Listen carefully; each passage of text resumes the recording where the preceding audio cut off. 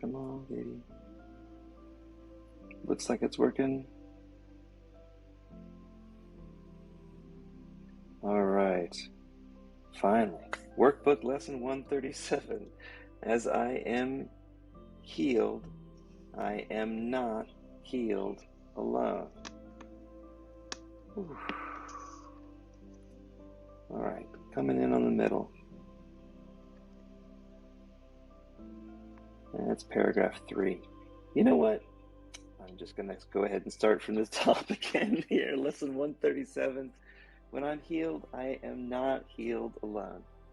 Today's idea that when I'm healed, I'm not healed alone remains the central thought on which salvation rests. For healing is the opposite of all the world's ideas, which dwell on sickness and on separate states. Sickness is a retreat from others and a shutting off of joining. Sickness becomes a door that closes on a separate little s self and keeps the self isolated and alone. Sickness is an isolation, for isolation seems to keep oneself apart from all the rest, to suffer what the others do not feel. Sickness gives the body final power to make the separation real and keep the mind in solitary prison, split apart and held in pieces by a solid wall of sickened flesh which the mind cannot surmount. The world obeys the laws that sickness serves, but healing operates apart from the world's laws. It's impossible that anyone be healed alone. In sickness must he be apart and separate, but healing is his own mind's decision to be one again and to accept his big H, higher self, with all of its parts intact and unassailed. In sickness does his big S self, I heard somebody yesterday say higher self, and she capitalized the H, and I thought, oh, that bypasses my little s big S problem. Anyway, in sickness does his big S self appear to be dismembered without the unity that gives the higher self life. But healing is accomplished as he sees the body has no power to attack the universal oneness of God's Son. Capital O on oneness, capital G and S on God's Son. So we're talking about the higher self. Sorry about the jokiness.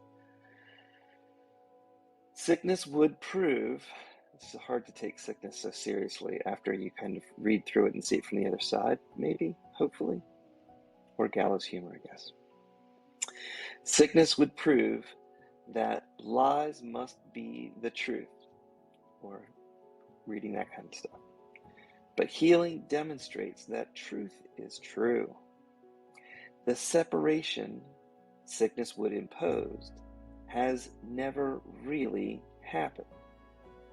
To be healed is merely to accept what always was the simple truth, and always will remain exactly as the truth has forever been. Yet eyes accustomed to illusions must be shown that what the eyes look upon is false. So healing, never needed by the truth, must demonstrate that sickness is not real. Healing might thus be called a counter-dream, which cancels out the dream of sickness in the name of truth, but not in truth itself, just as forgiveness overlooks all the sins that were never accomplished. Healing but removes the illusions of sickness that have not occurred, just as the real world will arise to take the place of what has never been at all. Healing but offers restitution for imagined states and false ideas, which dreams embroider into false pictures of the truth. Yet think not that healing is unworthy of your function here. For Antichrist, the belief that you're a body, becomes more powerful than Christ to those who dream the world is real. The body seems to be more solid and more stable than the mind. And love becomes a dream, while fear remains the one reality that can be seen and justified and fully understood.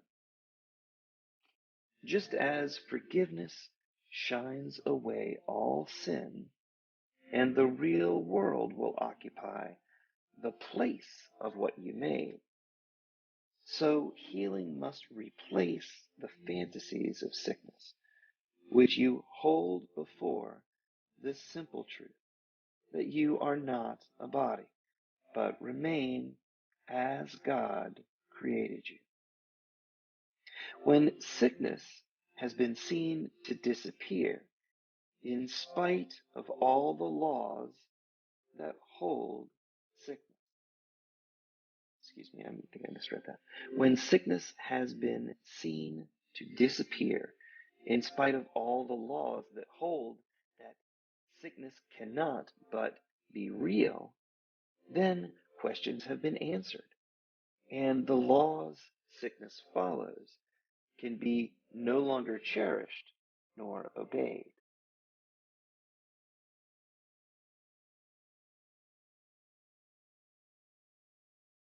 Healing is freedom, for healing demonstrates that dreams will not prevail against the truth. Healing is shared, and by this attribute of sharing, healing proves that the laws of forgiveness, love, and oneness, unlike the egoic laws of lack, limitation, and separation, which hold that sickness is inevitable, are more poignant than their sickly, fear-based, egoic opposites.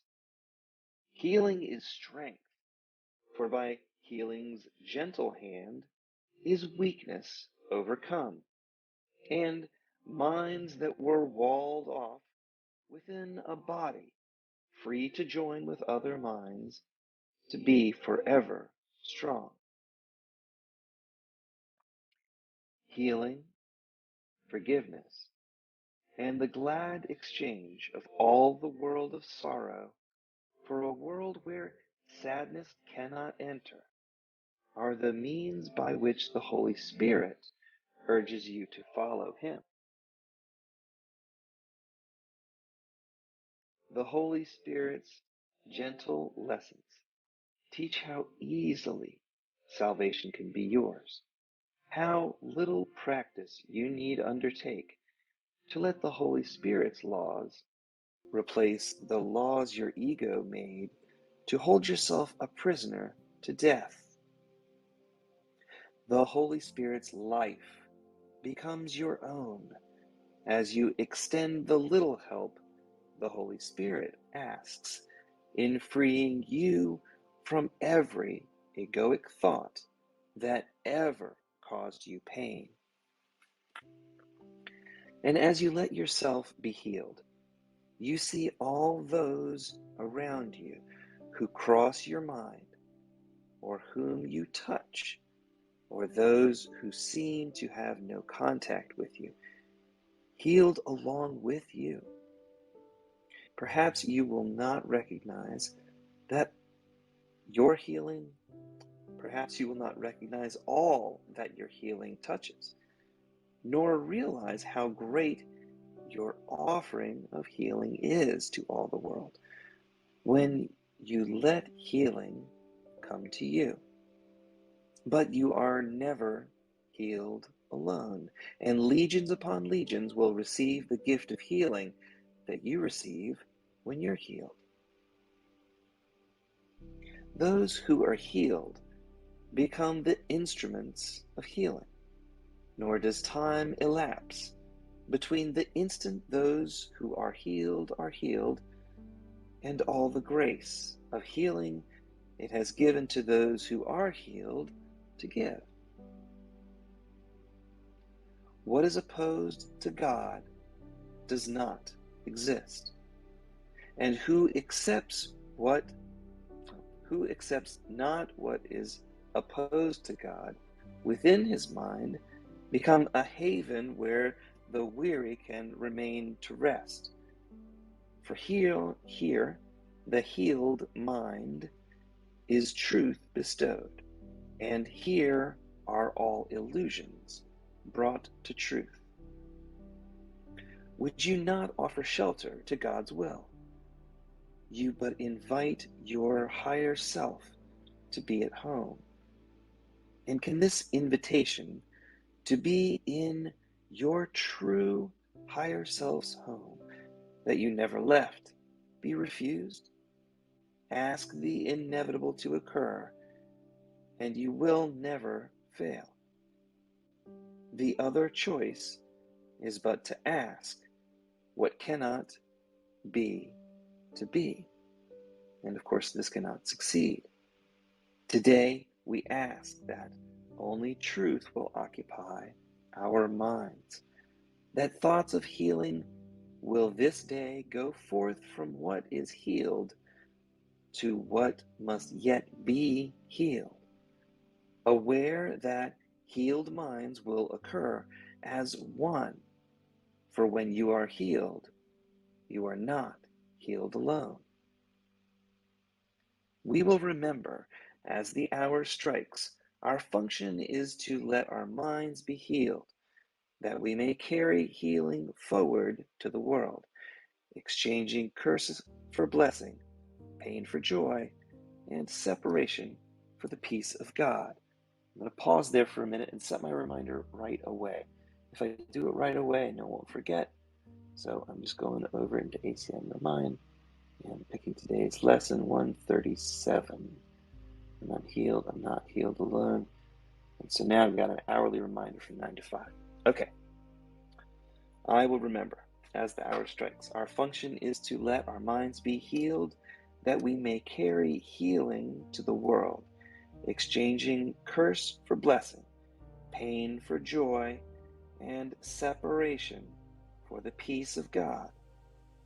Is not a minute of the hour worth the giving to receive a gift like healing? It is not a little time. Is not a little time small expense to offer for the gift of everything that healing offers?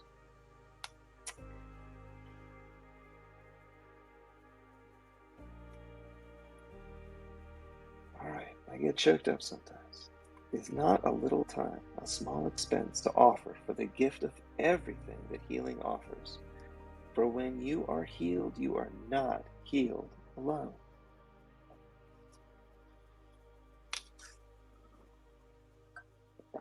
And when I shift over to that app, I am not in Clubhouse, and I cannot mute myself, so I can take a sip of water. I'm sorry, guys.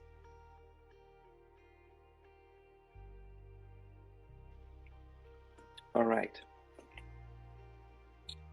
The ego's a little bucking bronco today. Paragraph 14.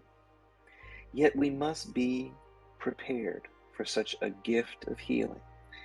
And so we will begin the day with this, and give 10 minutes to these thoughts, with which we will conclude today at night as well.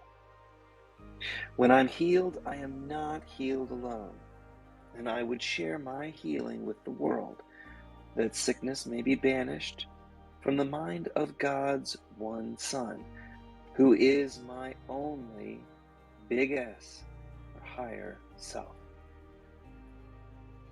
Let healing be through you this very day, and as you rest in quiet, be prepared to give healing as you receive healing, to hold but what you give, and to receive the word of God, to take the place of all foolish, egoic thoughts that ever were imagined. Now we come together to make well all that was sick and to offer blessing where there was attack. Nor will we let this function of healing be forgot, as every hour of today slips by, remembering our purpose of healing with this thought. When I am healed, I am not healed alone, and I would bless my brothers, for I would be healed with my brothers, as my brothers are healed with me. That is the lesson of today. And I'm going to go on to read the notes. I'm reading out of Tom's book, and there's a link in the description to Tom's book. We also got links back to the Facebook group that we're a part of. So if you want to carry on these thoughts during the day, we do it there. And I set my reminders. I hope you guys set yours so that hourly you can come back to this thought. I think of the world's awakening, and it's time to get the practice going so that people know how to do it. It's easy following these lessons from my perspective compared to the struggling of how I tried to find it earlier. This is an easy path to peace for me. All right, notes to lesson 137. When I'm healed, I'm not healed alone.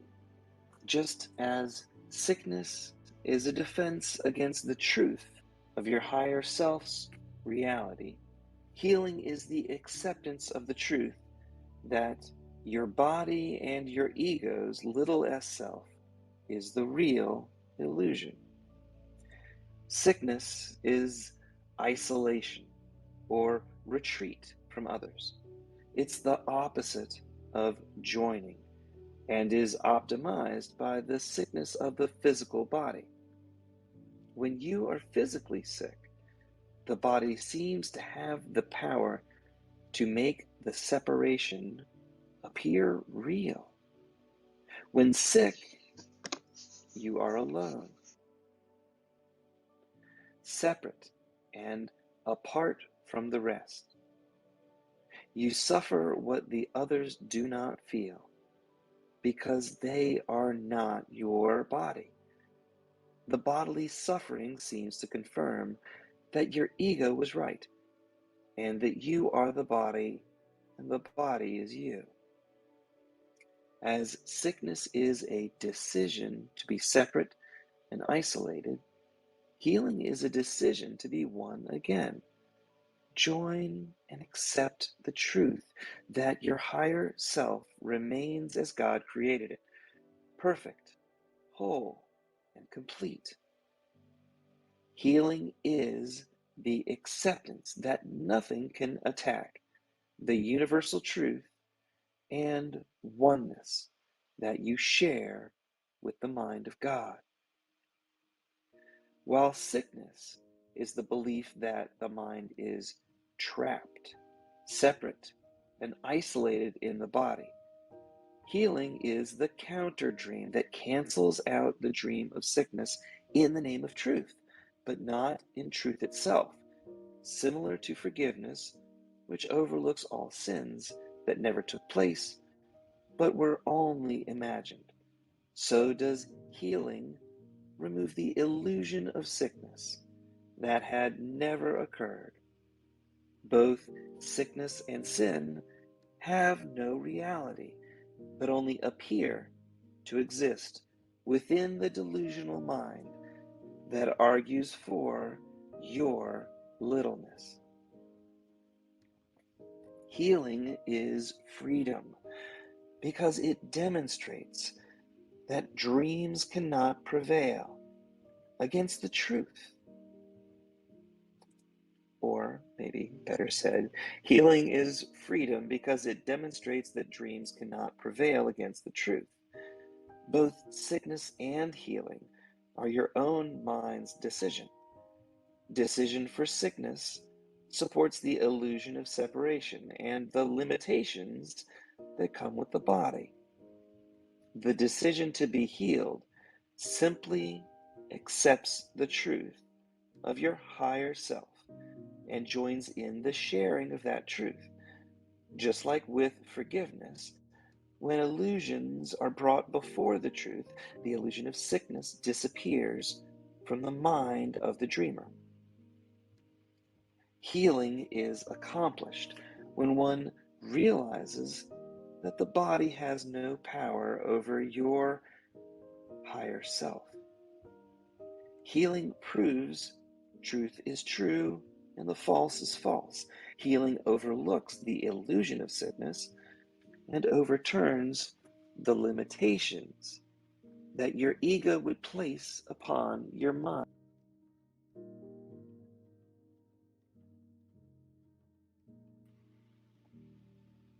Healing takes place at the level of the mind. Your mind's limiting beliefs are the source of sickness, and it is the mind that is healed from those beliefs. Just like a miracle, which also takes place at the level of mind, an observable physical change in the body's condition may or may not occur. Do not mistake the physical appearance of the game token we call the body with the healing that actually takes place at the level of the mind. Forgiveness and healing are two tools that the Holy Spirit utilizes to reawaken us to the truth. Forgiveness addresses the illusion that you are a sinner. Healing corrects the illusion that you are the body. Our function is to let our split minds be healed so we can carry that truth to the rest of the world. By following the guidance of the Holy Spirit, we exchange pain and separation for joining and sharing. When truth is shared, everyone gains and no one is diminished. Because healing is the joining and the sharing of the truth of our divine birthright. We are never healed alone. That's the notes from Tom's book. And I've got it nice. I could read it now at the top of the page because the title's right. Understanding A Course in Miracles Workbook Lessons. How to end the blame, shame, guilt, and fear with love and forgiveness. Question. If the mind is healed from its limiting beliefs, why does that not automatically translate into a physical healing of the body? I'll pop that over into the chat and we can talk about that in a moment. Tom, it's Yes. on to you. Hello, Thanks. everybody. What I'd like you to do today as we enter this meditation is to meditate a little on this idea that you're not healed alone. And healing, we tend to think, is a bodily function, but healing is really a healing of our own egoic beliefs of what we are. It's a healing of the spirit of the mind. And so, what we're going to do today is we're going to do a little, I don't want to call it time travel, because we're going to go beyond the dimension of space and time to the dimension of a higher dimension, a dimension of the reality of what we truly are. So, what I'd like you to do is to get in a comfortable uh, space and to start getting comfortable in that space time dimension and just see yourself there. And as you're body token just rests in its place, what I want you to do is just become aware of the breath. And as you watch the breath, I want you to use that breath, that organ, the diaphragm, as a pump and just start pumping in the energy that surrounds us in this time space continuum. Because that's what we're going to connect with, is that energy that we are all one. So breathe in the energy, which is really another name for the love of God life force, individuated consciousness, and expel any thoughts of doubt, limitation, separation, and lack. Energy in, all thoughts of separation out. Energy in, all thoughts of separation out. Now, as you start pumping in that energy, I want you to do is to connect with that energy and move above and outside the body token and just start observing it as you watch your body token rise and fall the chest, acting as a pump, as you reconnecting to that energy. And now what I want you to do is to look around, let your attention to the body dissipate, and just become aware of not the costume that we call bodies or things, but the energy field that's emanating all around you. And see the various colors and how the light, that energy, is vibrating in various colors, dancing all around you. No separation, just all blending in a kaleidoscope of colors moving in and out. And as you watch that, you become aware that it's very hard to define as these colors move in and out where it starts and where it stops. It all seems to just blend together. It's just a magical cosmic light show. Dancing colors moving in and out. And realize that this is a higher vibration. This is what the physical eyes cannot see.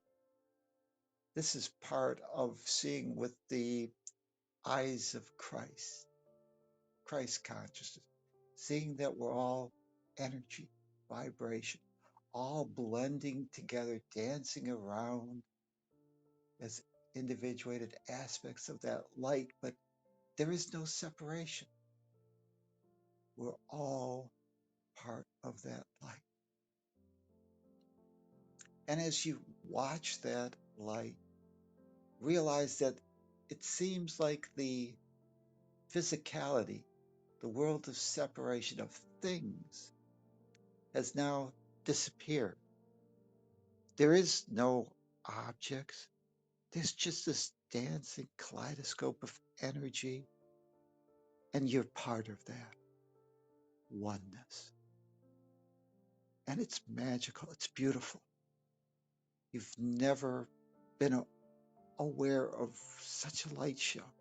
And yet that's what we are. We're part of that huge light. And as you absorb that energy and that illusion of time and space that seems to separate us, start realizing that your essence is spirit. Your essence is, as a decision maker, the ability to control, manage your energy field, your light all around you. And as we join together, feel the strength of that union. You, I, not separate, just one light. And as we beam out, realize that we are the light of our world. It's that energy field, that truth of what we really are. Just rest in that light show, knowing that you're part of that oneness, that it's lighting up, and that the world of time and space seem a distant past. But because minds are joined, we have the ability to, and we're all part of that oneness of all. We can be or imagine anything we want. And today we're going to heal or forgive our egoic little mind, our little self, for the illusion that led us to believe that we were not light, we were not energy, that we were some physical body, some thing that was limited, that lacked, that was not part of this oneness of light. And realize this truth that you, as individuated consciousness, are part of the indivisible whole of that one self, perfect, whole, and complete. And although we can pretend that we're separate, when you look out at this kaleidoscope, you can see there is no separation. There's only dancing light moving in and out, flashing, all part of the oneness, joined together as one whole. And as you think a little about how you misperceived what you truly were and what your brothers and sisters are, let us make a resolution in our own mind that we will not mistake the game token that we appear and that we need to appear in that other dimension, that alternate reality, that false illusionary world of time and space to be our reality. Let us not mistake when we re enter time and space the costume that we call the body for what we truly are. Let us make a pact with each other, this dancing energy field of this oneness, that today we will not mistake our sisters, our brothers, the things we encounter in this world, the actors that strut on the stage of time and space.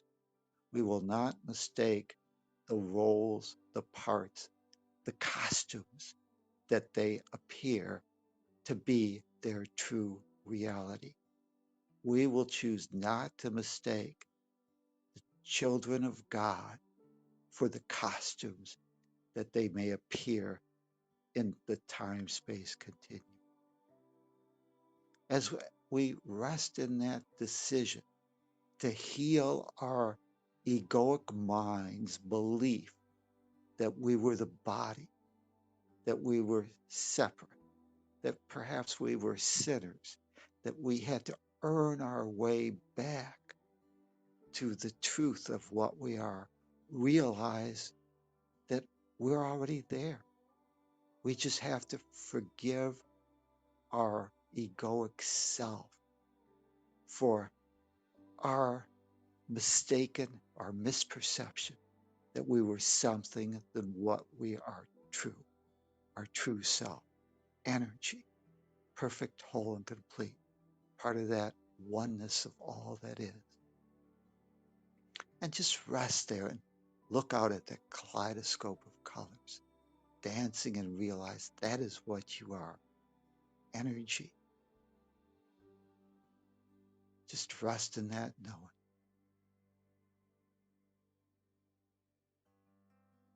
And now, as we've connected with our higher self, our true self, and we've connected with the truth that our costumes are not what we truly are, let us turn and start returning to the dimension of time and space. And because we could control the energy fields, let's move and slow down our higher vibration. And as we slow down the vibration, we start seeing the solar system, the earth start reformulating in our mind's eye, and we can see the blue planet. And as we lower our vibration, we start seeing the continent, the town, and this is just re entering that dimension of time and space. It's all part of the oneness. And there we see our apartment, our house. As we slow down, we see that body, that game token, and just hover above it and realize that this body is your instrument that we need in time and space to communicate what we truly are. And that this game token is our instrument to help heal our world and our sisters, our brothers, all things in time and space. And resolve that you will use that game token today and not mistake the costumes that we appear for the truth of what you really are. And bless that body and have a good relationship with the body and know that this body will serve you well on the game board of time and space, the place that we learn to reawaken to the truth of our spiritual magnificence, that energy field that you truly are. And that this is your play school to be or imagine anything you want. And today we're going to demonstrate being love in form. Forgiveness and love is what we're here for. In time and space, in this dimension of planet Earth, our function is love, our purpose is forgiveness, and our destiny is that peace of God. And just rest in that knowing. And as you re enter the body, just connect with that pump. And why don't you pump some of that energy, that light, and let that light flow through your body, up through your back of your spine, the head, up through the front of the body, down the back of the leg, back up, and just do that circuit. Just move that energy through that body as you reconnect to the game token and know that today your body is going to be your instrument to demonstrate love in form. And that today you're always going to be the most loving that your level of fear will allow. But as you realize that you are energy, that you're not this body, there's nothing to fear. So you can be your true self, perfect, whole, and complete, and know and connect that as you heal your own mind, your belief in lack, limitation, and separation, your world is healed also. For you are the creator of your own world, and your world is a reflection of you as God created you, perfect, whole, and complete. And just rest in that knowing. And when you've connected with the body and you've made that resolution to not mistake the body token for the truth of what we are, take a deep breath and open your eyes and return to this dimension of time and space so that we continue to learn and demonstrate what love would have us do. Thank you. That Namaste. was wonderful. Namaste. That was great. Thank you, Tom. Thank you, Tom. And good morning, everybody. Tom, when you got started and you used the phrase magical, what came to mind was Sergeant Pepper's Lonely Hearts Club Band Magical Mystery Tour. And you surely took us on one, but it wasn't magical in the sense that something, the magician has to deceive the audience in order to prove that he's a great magician.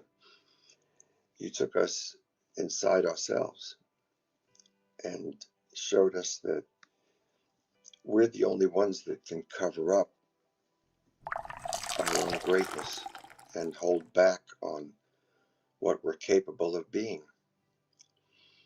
And as this Course in Miracles tells us over and over, we argue for our littleness, which is so totally absurd. I'm tired of doing that. Yeah. We have so much to offer.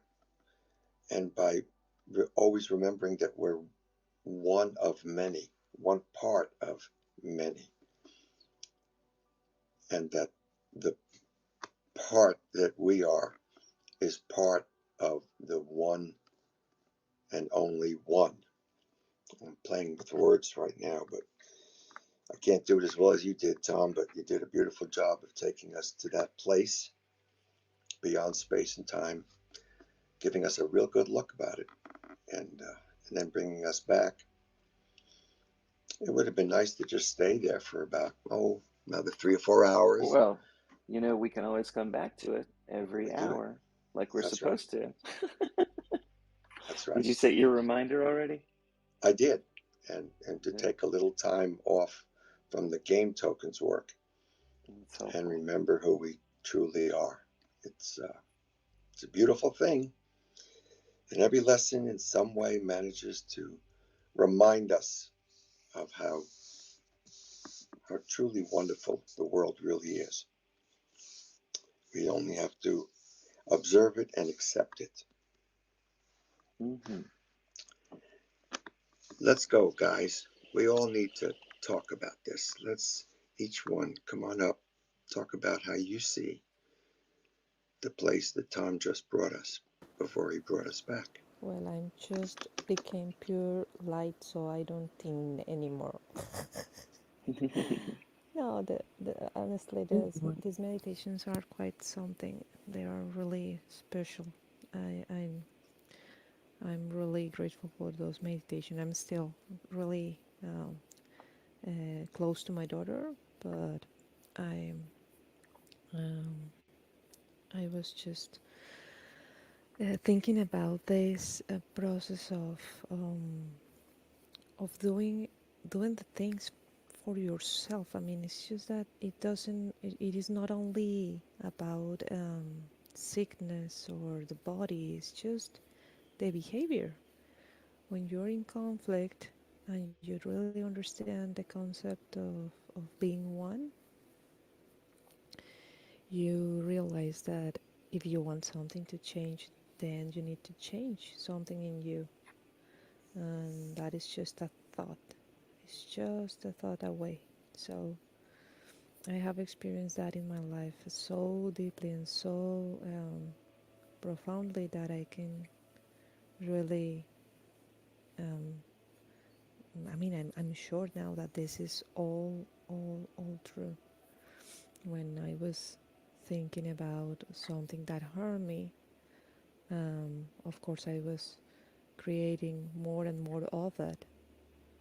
And when I realized that I was in a separate state of mind, it wasn't even to know that I was doing some things happened by myself, but it was just a concept that wasn't in my mind. I mean, the concept of being one wasn't in my mind at all. So when that it started to come like a knowing in my mind, I can clearly see my part on the conflict and my part on the same circumstances that were repetitive in my life, and I could clearly change easily. It wasn't even something that I had to sacrifice or stop doing, like something controlling. No, it was just as simple as, okay, now I get it, and now my behavior changed. And my daughter just woke up. Buenos So dias. yeah, she's right Wonderful. next to me. So I wanted to share that because it's not only to heal like the sickness in the physical body, but it's in your emotions. And when I started to realize that simple thing, I mean, the person that I was really engaged in conflict with started to really be more easy to live with in some form. and and it's not like if he changed deeply, but it was that I wasn't no longer engaged in any kind of perception that was bringing more conflict into the situation. So the peaceful moments that I have after I realized this, uh, even though I was living with him in the same space, it was really changed. So it's true. When I am healed, I'm not healed alone. When we realize the concept of oneness, it's really something that will bring you and everybody else a more peaceful state of mind. I wanted to share that, and I'm gonna get going with my day. Happy Thank you, morning, Adriana. everybody. Have a great day. All right. Hello. Hey, how are you, Janine? I'm doing great, thanks. Lee, how's everyone? I haven't been here in a couple of days because it seems like I've got a lot of stuff going on. So it's nice to be here and I can't stay too long either. Uh I wanted to talk a little bit about healing and my journey with healing. And as we all know, we're energy, we're light, and we have these game tokens. Um, and I know that a lot of times people seek physical healing from different ailments and so-called diseases. And in my journey with my quote ailment, I'll give it. I won't even say what it is, but um, wow, it's been quite a journey. And learning that, ah, wow, when I'm really present, just going back to the meditation or meditating, and we feel that sense of peace in meditation, and that we're healed because we're very present and we're out of our regular thoughts, and we're able to create this beautiful dreamscape, and we get there and we get almost a high from it. And we want to maintain that feeling, that knowing that we are connected to all, to oneness, to God. And to me, the goal of meditation is to maintain that state all the time and to call upon that feeling. It's like a sweet spot kind of for your mind and spirit. And I'm a regular meditator, and I'm learning how to just hold on to that throughout my day and just be able to call upon it to that state of presence. And but I found it also, in addition to meditation, I've had to work on my body, um, because our bodies, because they're energy, they hold on to, I don't know what you want to call it, maybe like little trapped energy. I guess we call it trapped energy, which is why doing yoga and movement, things like Tai Chi, helps to release that energy Oh, hey, in the Papa. body. Fantastic. Either my Hello, dad's here. everybody. Am I talking too much? I don't know if you guys can hear me. No, you're great. I'm so sorry. You're great. That's If some okay. background noise came in, my computer's doing something weird. Sorry. It's okay. I thought I was rambling and nobody heard me. No. I hear you. I hear you. I'm here too. So Um, I'm Yeah, hearing you we hear completely. you. so I just wanted to say, I think sometimes it's necessary to incorporate um, movement or those types of things, yoga or whatever it is that's good for each individual, and that helps to release energy within the body. Even though these are our game tokens, they tend to still uh, give us challenges sometimes. And at least for me, I found that um, doing these types of things has helped me on my journey to healing the game token, healing the body as well. So there's the mind piece, and then there's the physical piece, which is not separate, but it sometimes needs a little help, um, becoming or feeling better in this in our world. So that's what I wanted to share. Thank you.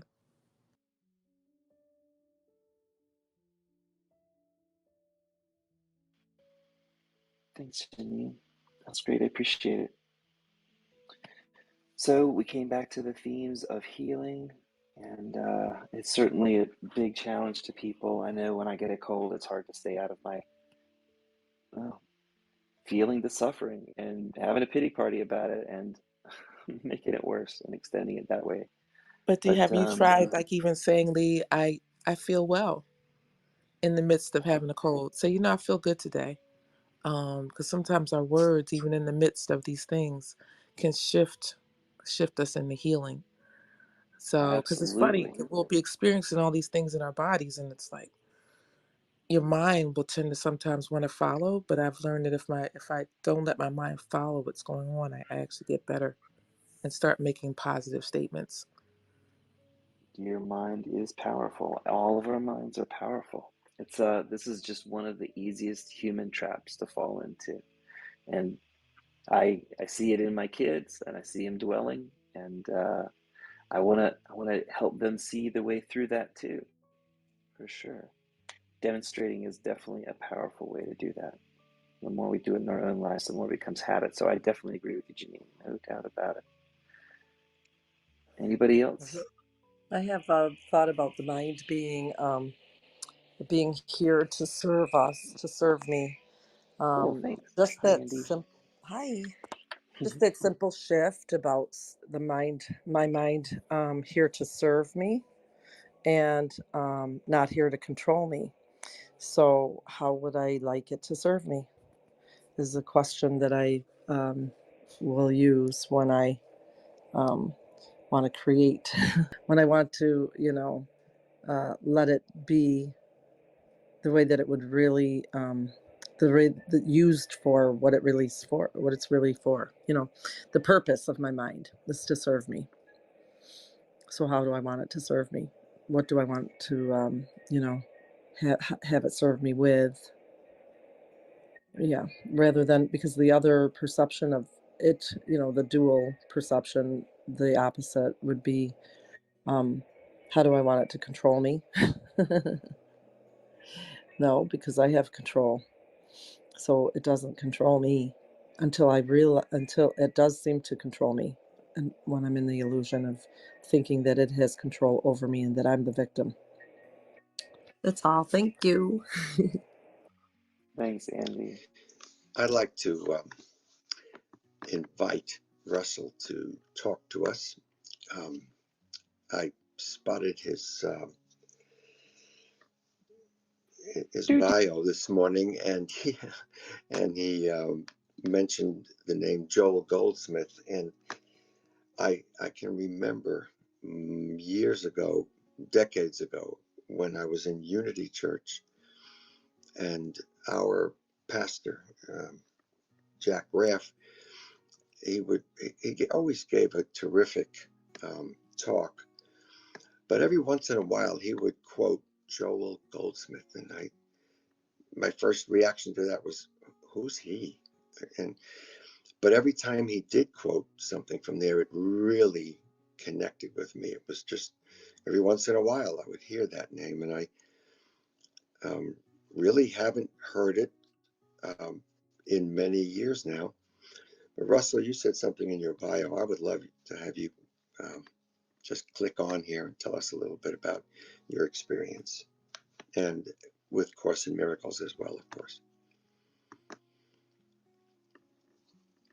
You have to hit the little microphone there, and then you can unmute yourself. He might be busy. He might be busy. Well, he might. You never know. He might be. He just came up to this room. There he is. Good morning. Good morning, Russell. Thank you.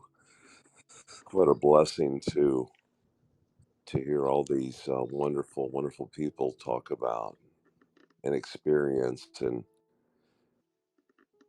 share their experience of truth. I was thinking about the mind of Christ and the renewing of the mind, to have the mind of Christ, and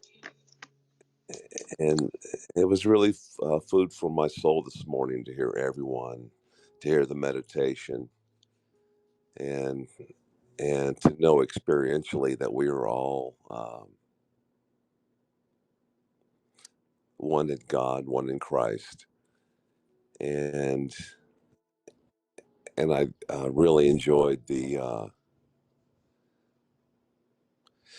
how the body is the servant of the mind, and how the mind is servant of Christ, to dispel any illusion, and to be as God is, as Spirit or God is, so are we in this world. It's a beautiful thing. Thank you for the invitation to speak, and I'm traveling from Oklahoma to California today, and I know that in form I'm going to be around people that have tested positive. And I was thinking about the Christ, how he hugged the leper, how he walked among people that the world would um, quarantine. So this is perfect for me to hear this morning. Know, knowing that I can walk among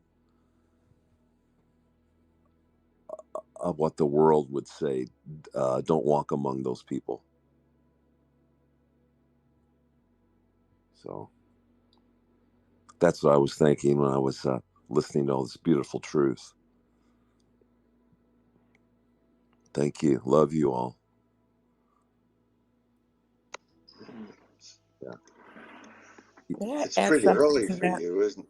It's pretty early for you, isn't it, Russell? That's all I wanted to ask. Go ahead, Janine. May I add something to that quickly? Sure.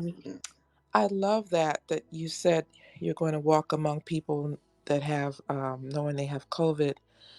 This whole COVID thing is a great example of there are people that just say, you know what, I don't need the shot. I mean, we all know people. I'm sure some of you say that because I know I'm protected. I have a friend who, when we went into Home Depot, And I asked him, and the mask thing is another issue too, because you do want to protect others because you don't know if you're a carrier and all that. But his mindset is, I'm protected, by the Holy Spirit. I don't need a shot. I don't need a mask. I'm good. Mm-hmm. And society does not support that No, thinking. no, And no, if you feel that way, they don't give you the freedom to feel that way. Because I have felt that way, that I don't need it. I'm fine. My body, Christ can take care of me. I am whole and perfect and complete. And my body's capable of dealing with this or not. It's my choice to, maybe it's just my time to transition. I don't know, but I don't need a shot to deal with this. And that was always my thinking, really. But I live with my mom is 88, and she was really super upset because the household wasn't wanting to get the shot, and I could go on and on. sure. Um, but yeah, I think that's an interesting thing, having that knowing that I'm protected, I'm covered, I can go anywhere I want, and I'll be fine because I'm connected with God, and God will protect me. I'm whole, perfect, and complete. So Right, thank you. right. There's one thing that Joel Goldsmith said. He said, and it's rather blunt, but it's so true. He said that fear is atheism. Yeah, absolutely. I would agree with that statement. Something else that I was thinking about, um, when we say I am angry, we get ourselves in a position where we have to express that. Um, if that's what we are believing we are, if that's the identity we give ourselves. And to give others an identity also will show show us the illusion of proof that that's what they are. So I was actually contemplating this a lot because it's easy when you turn it to yourself and say, I am angry. Wait, no, I'm not. I don't have to identify it, and I don't have to express that. I don't have to find the ways to support that, what I just said. And I thought, same for other people. I don't have to identify them with having disease or something that's contagious and could land on me. And I think it's so powerful that this is always something we use for as a reflection on ourselves. What do we want to see of another person? It's the same. We can identify them as the idea of what they are choosing to say they are. And that is often what we do, or we can identify them as, once we understand we are not what we are identifying with, we can also not identify them with something. And I think that would be very powerful in the idea that nothing is going to be contagious. Yeah, yeah, that's right. I remember that Joel Goldsmith would say, if you identify someone from the flesh or the ego, you're malpracticing them. Only speaking to the risen Christ within the person, then you're not bearing false witness about that brother or sister. Yeah, it's another way to say it is you're using witchcraft on them, because we either there's something called auto suggestion. We suggest we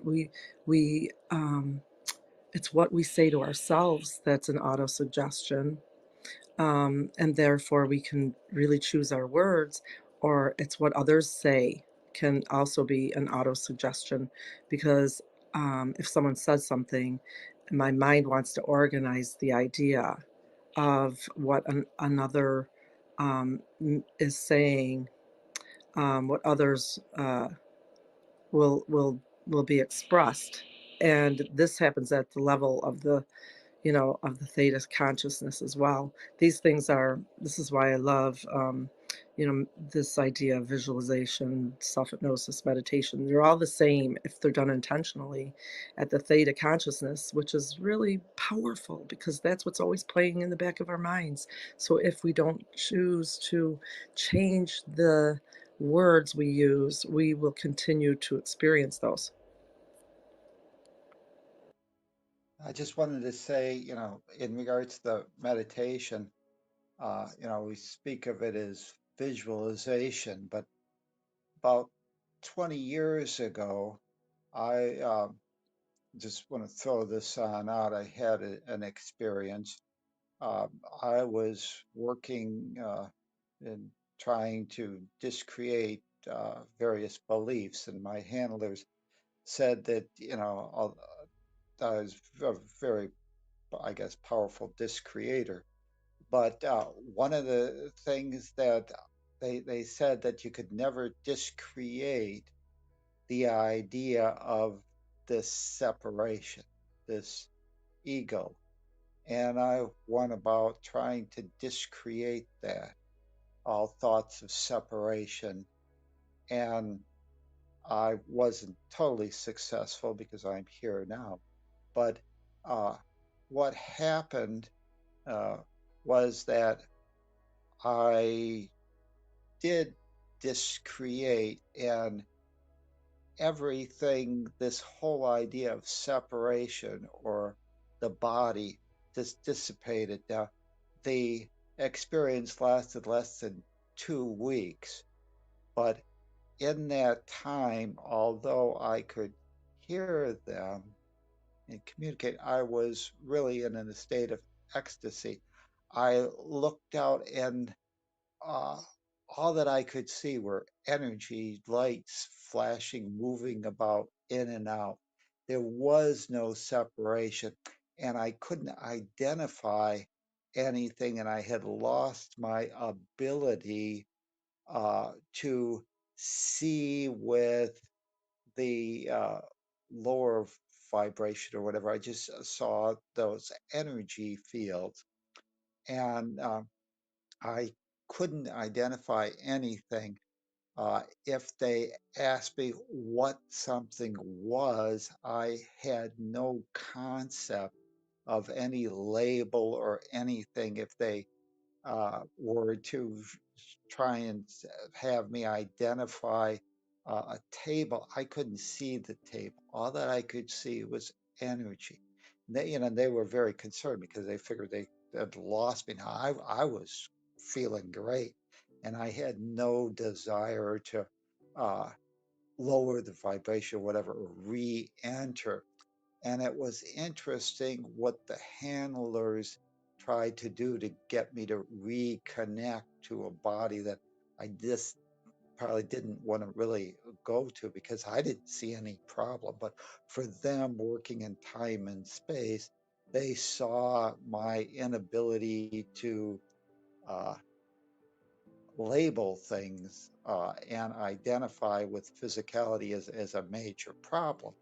I was out there and having a great old time. They tried to have me reconnect by 3 ways, and it was interesting. One was to try and label something. So they try and point something out, and I could hear them and stuff like that. And they'd say, "What is that?" And I couldn't see anything. I just see the energy fields and no separation. I had no concept of naming things. And so they eventually say, "Oh, that's one," or that's a table. And I couldn't, and they just said, "Say anything." Then I was having problems with words too. But finally I started to, maybe say, it. It's it. And everything was kind of it and the thing. And then I got to numbers. The other thing, so they were trying to get me to be able to draw separations among those things so that I could identify. And I was trying, they were just asking me to label things. Uh, the other thing, they wanted me to eat because they wanted me to connect with the body, and they put me on a treadmill or whatever to have me try and connect the ground to my body and reconnect because I just my mind was elsewhere. But eventually, as I started to call things it, and they'd say, well, it is really a table and stuff like it slowly came back. And the interesting thing is I realized that I was fine being in that higher state, but I really couldn't function in time and space without the body, that we needed a body to be able to communicate. And so, eventually, like I said, it lasted less than 2 weeks.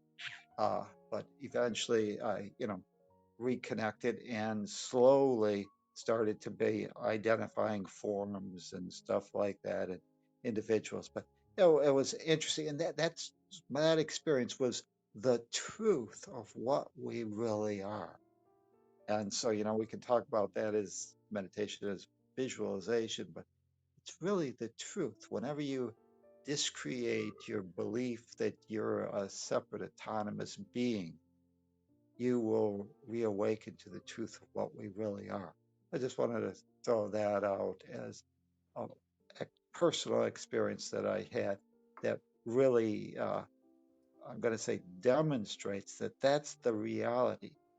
And you just have to be willing to accept that as the truth, and it can, you know, become that. Although, like I say, we want to reconnect. And I don't know if you've ever been astral projecting or out there, but Mm. sometimes if you don't reconnect to the body, the body's not very functional. It's a rag doll. Whenever you try and get up, you just fall down. So, we had to I place haven't that gone that protective far. buffer. Hmm. I haven't gone that far, Tom, but I definitely get what you're saying. You explain that so well. It's definitely hard to put into words when you're in a deep state meditation. But thank you for sharing that. That was amazing. And you said this was after doing a meditation. You said what type of thing was it? Was it a retreat or something that you were Oh, on? let me get my mic back on. It's on. It's Oh, on, Tom. okay. Uh, My it was uh, well, I'll say it's basically was Avatar, and what Avatar, I don't know, a wizard, and different between a wizard and a magician. a, a magician deals with illusion and false stuff. A wizard actually deals with energy and actually creates things. It's not an illusion; it's real. Anyways, so it was they were very powerful in being able to discreate. They kind of lacked they weren't that good in creation, but I learned that previously. So but it was working with. Uh, discreation, discreating beliefs, discreating uh, things, and so they have a method to help you discreate your limiting beliefs or any belief that you want. And they said that you just couldn't discreate the self identity, and I think that that's a they're kind of still connected to time and space, and that's their limitations. Uh, but thank you.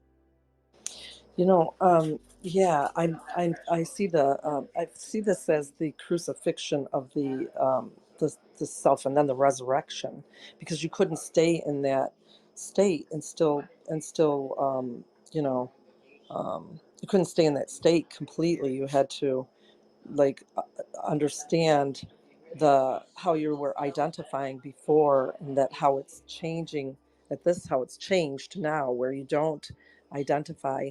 And then the resurrection is like being in this state of awareness and alive in a body, and then creating, continue with creation, but not by not actually believing that you are still are really something, but just using that belief of how of that that idea of I can become this now and experience this, because it seems that, at least to me, this is how I've recognized that I've had to, like you said, let go. And I had an experience myself that I didn't share with anybody because I thought, and it was when I was 13, when I had a concussion, and not to get into the story, but it wasn't anything I could share with people because there wasn't, the people around me I knew would not relate to this idea of taking things and seeing things as what I thought they were, which was energy and not an object, but seeing how actually objects and material things materialize from energy. It's just that actual spirit that's doing it, and that understanding of it that's doing it. So once the crucifixion happens, which would be the, losing the identity of, like, the illusion, the losing or choosing not to identify with things that were not serving me, and then not identifying with anything at all. It's kind of like the crucifixion, the end. It is finished. And then to come back, we have we have this whole, like, idea of how we can manipulate and materialize things that we choose that to serve us. I mean, that's how. And so I'm trying not to, like, even call, you're right, I'm trying, I don't even want to actually even identify it as Good. meditation, Good shift. visualization. Nice. Yeah, I don't want to identify any of it even as separate or different.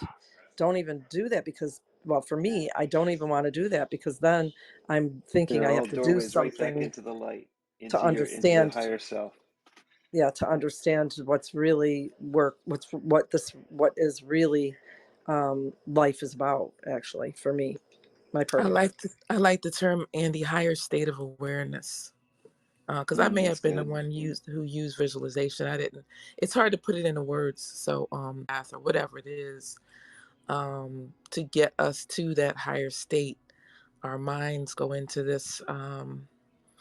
Yeah, it's a higher state, heightened state of awareness, an outer body experience, if you will. So, yeah, great, Yeah, I great just stuff, feel, guys.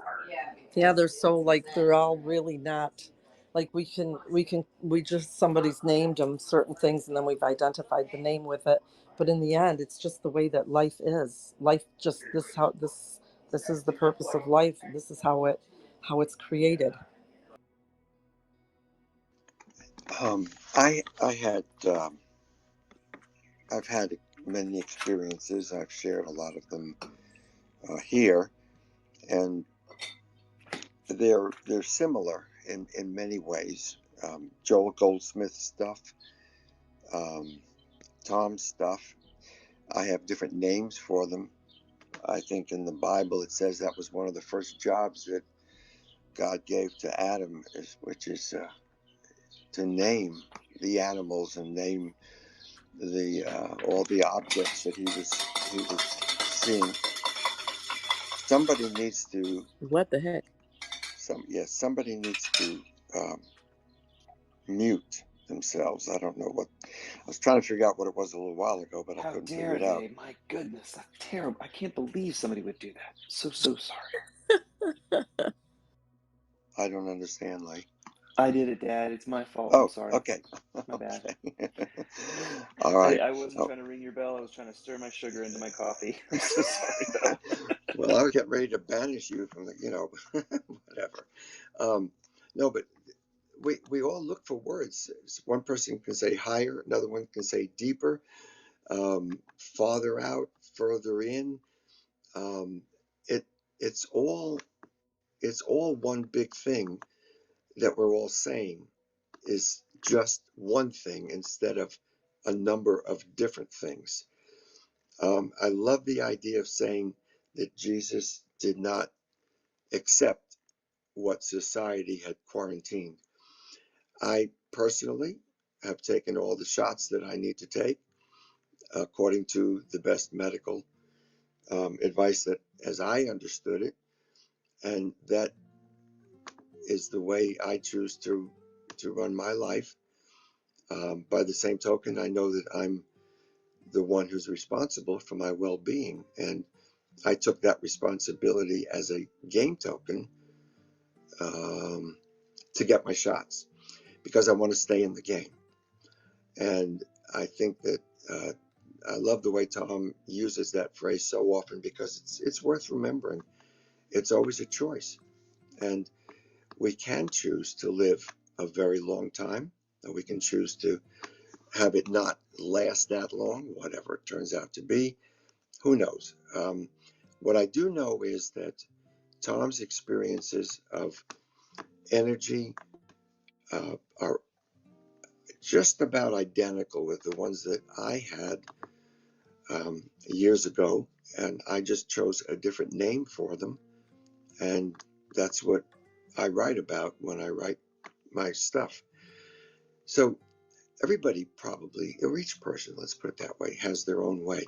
By the same token, if you were to come here for the first time today and you heard this stuff, let's say, and differentiating between magic and wizardry or whatever word, it might think that this room is full of different kinds of people, let's just say. We are different thinkers, but we are not different. We are not different beings from different places, different planets, and all that kind of stuff. And I think it's important to understand that in some cases, people get this instantly. And I know I got mine instantly. It was 20 minutes long, and it was 55 years ago. But that doesn't mean that I understood everything. It's taken a whole lot to be able to blend that in with so many other things that are on this game board that Tom and I, at least for the moment, have chosen to play on.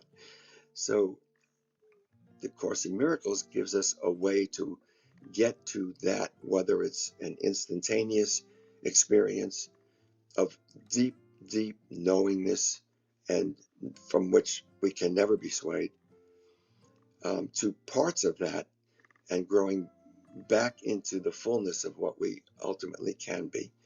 So when I say, and quote the book saying, we constantly argue for our littleness, we all do it to some degree. And to stick with what we deeply believe always takes some practice. It's the learning that we're here for, and that's the purpose of the time. So that's how I see this coming together.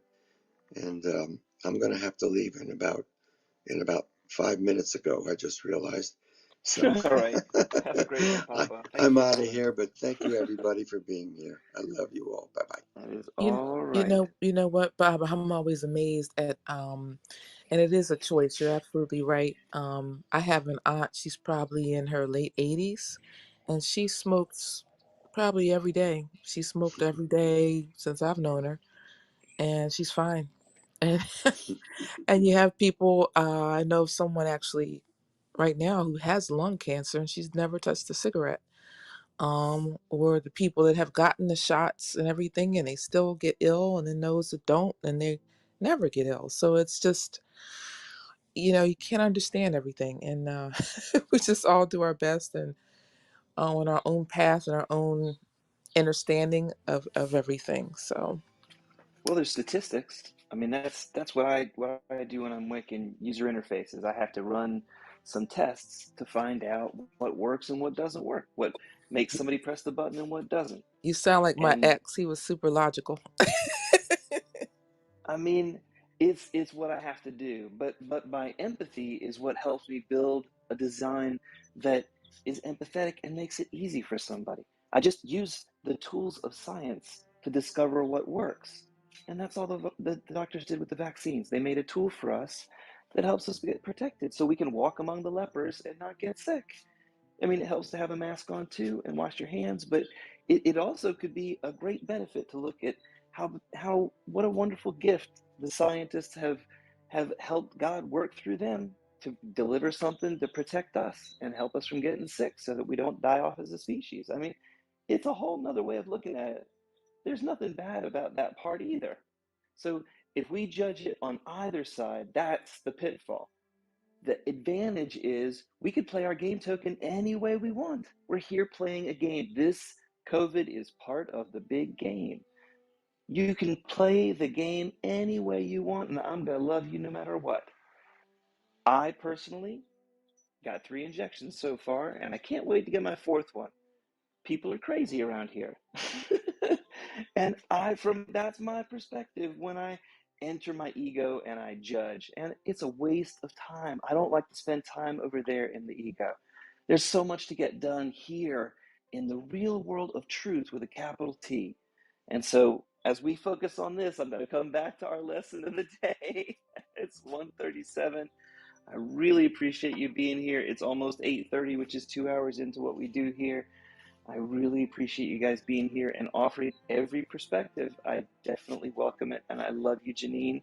Don't mean any offense in anything that I say. And I'd love to hear from Lee. I haven't heard from you in a while. Danielle, I know you've been up here for a bit. If you want to, if anybody down below would like to share, you're all welcome. I turn the hand raising on and off. You're all welcome to, excuse me, come up on the stage if you want to be a part of it. I love you guys. I have to go. Thank you so Have a good one, much. Janine. Thanks, Lee. Thanks, Tom. Thanks, everybody. Thanks, Andy. I want to say thanks to all of you just for being here, and I just love the space. And have a beautiful, beautiful day. All right. Thank you, Janine. Did you guys hear me okay? Sometimes Yeah, could you come a little closer to your mic? Here, hold on. Let me change something up here. Thank you. No problem. I appreciate it. A fellow All Lee. right, is that better? Oh, that's so much better. Thanks, Lee.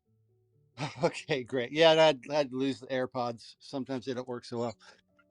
Anyway, good morning, everybody. It's always lovely to be in space with all of you. Just because I'm not always able to stop and talk because I'm out, doing stuff early in the morning. I'm on. I may be in Arizona, but this is I've been on the clock for a couple hours already. So anyway, I love the topic, and I come at this from kind of an old school. Many people call it an old school metaphysician point of view. And I love the topic. Where do I want to start? One of the things that occurs to me is that, in I come at this from the science of mind, which is, a tradition like from Ernest Holmes, like Joel Goldsmith, the Unity School of Ministry, all of that. And one of the things that I like to remember is that it's all everything is spirit, God manifest. And up into the air that I breathe, the ground that I put my feet on, the body the body that is an expression of my spirit, and my individualized spirit. Ernest Holmes would say that I am an individualized expression of the one. And to remember that, and to treat that expression as the presence of God, as the presence of spirit, not separate from, just an individualized outpicturing, like a finger on a hand. And to celebrate that. I know that I spent, I grew up when I grew up, and some would say, I treated my body like an amusement park for quite a while, and I paid the price to a certain extent. And I spent the last year doing a lot of work, on, like Tom likes to call it, on my game token, tuning it up, bringing it back into alignment, doing the things that I need to do to bring it all together, to get it healthy again. And for me to mentally, spiritually feel good about what I do with that as I walk in the world. Because it is the tool that I use to walk in the world. And I want to be happy in it. And I want to be happy with it. No matter what shape it's in, I need to embrace it because it is an outpicturing, an expression of my higher self, of that greater me. and to walk in the world with a reverence for me, with a sense of reverence and celebration for everything I see, everything I experience. And if some isn't in alignment, then I look, or something in my world or in my life or in myself is not in alignment. I follow the teachings of Emma Curtis Hopkins, who would say, we look a fact in the face and tell the truth about it. That a practitioner of mental science, of spiritual science, to walk into a space and seize, and to, with the intention of practicing spiritual healing of one form or another, if a practitioner were to walk into a space and see a sick person, they should turn around, walk out of the space, and get themselves right before they walk back in. Because our job as healers, as teachers, Hear, hear. as celebrators, is to be able to walk in and see the truth beyond what may appear. Jerry Jampolsky said much the same thing. I remember reading his book back in the 80s. Love is letting go of fear. Because when we stand in fear, we can't see the truth. It's only when we stand in love and in celebration of the Spirit, celebration of that self with us in, through, around, and as each and every one of us in each and every moment, with every breath we breathe, every thought we think. When we stand in that truth, all is well. And life is good and very good as each and every one of us. I am Lee. I'm complete. Well done, Lee. Thank you. All right. Anybody else have any last thoughts? Do appreciate all the thoughts, everything and everybody's saying on a bunch of different levels. This has been a wonderful morning of peaceful consciousness with varieties of thoughts, and I appreciate that more than anything in the world, guys. This is how humanity is supposed to come together and talk. So thank you all for being here. I'm not closing the door, and I'll be here again tomorrow morning to read lesson 138. My name's Lee, and I am complete too. Thanks. Create a great day. Namaste. Bye now.